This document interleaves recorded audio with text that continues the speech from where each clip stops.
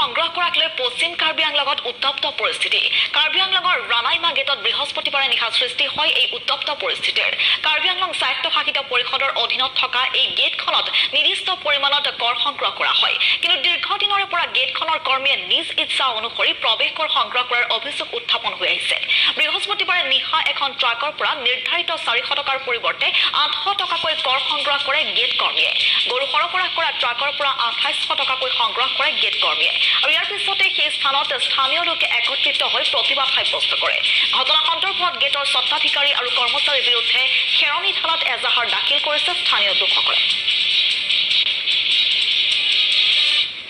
যিটো ৰিচিপ আছে তেওঁলোকৰ সেই ৰিচিপত লিখাটো বেলেগ আৰু ড্ৰাইভাৰৰ যিটো নেকি গাড়ীত দিয়া সেই ৰিচিপটো বেলেগ সেই ৰিচিপত লিখা আছে 1000 টকা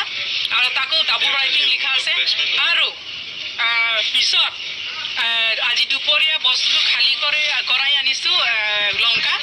খালী কৰাই আনি আকৌ খালী গাড়ী আকৌ ৱেইট কৰিবলৈ ওজন কৰিবলৈ আকৌ আমি আটামিলৈকে পঠিয়াইছিলোঁ সেই সময়ত আকৌ তেওঁলোকে এণ্ট্ৰি ফিজটো যিটো লৈছে 800 লৈছে কিন্তু ৰিচিপত লিখা আছে 400 যদি 800 টকা ল'ব বিচাৰিছে তে 800 টকা ৰিচিপত নিলিখি পেলাই আপোনালোকে 400 টকাটো কিয় লিখিছে 400 টকা কিয় এক্সট্ৰাকে লৈছে বিজেপি চৰকাৰে আপোনালোকে কাৰাপশ্যন মুক্ত কৰিব বিচাৰিছে যদি আজি কিয় আমাৰ চকুৰ আগত পৰিছে আমাৰ নিজৰ গাড়ীয়েদি বস্তু আনিছিলোঁ সেই বস্তুৰ গাড়ীয়েদি